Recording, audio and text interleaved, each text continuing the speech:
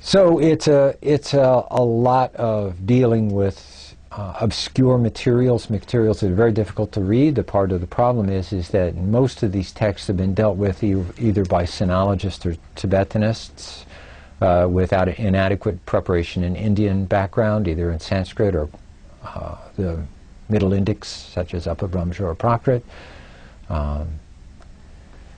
or no preparation whatsoever, which is most commonly the case, particularly with Chinese scholars. Chinese scholars have made all kinds of assumptions, and I studied with one of these guys, Michel Strickmann at Berkeley, excellent scholar of Chinese documents, but he made the presumption, and other sinologists have made the presumption, that if you can read the Chinese, therefore you immediately understand what's going on. And my argument has been, and continues to be, that nothing could be further from the case, that these documents encode an entire life world of India, and unless you know India, unless you know the literary background that they're encoding, you cannot understand what's going on in the documents. The documents are opaque to one who understands how they were received in China and not how they were formed in India.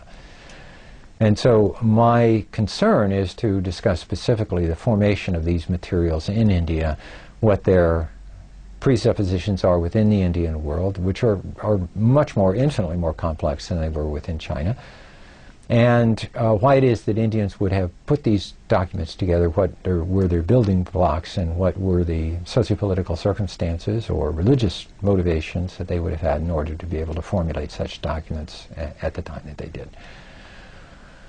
They worked together with a validation of domestic rituals.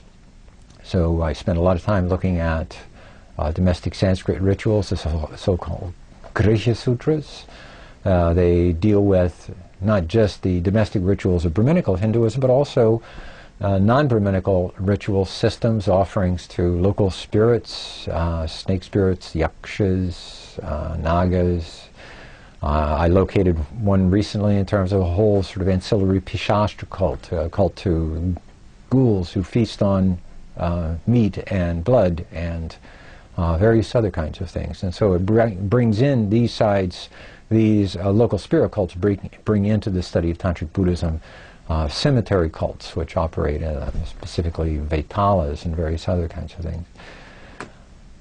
If you enjoy this kind of lore, as I do, there's a sort of, I guess, a perverse side to me that enjoys the idea of you know, naked feminine spirits dancing in the cemetery grounds, or witch lore, or various other kinds of things, and the interaction with Buddhist monks and trying to understand how that worked.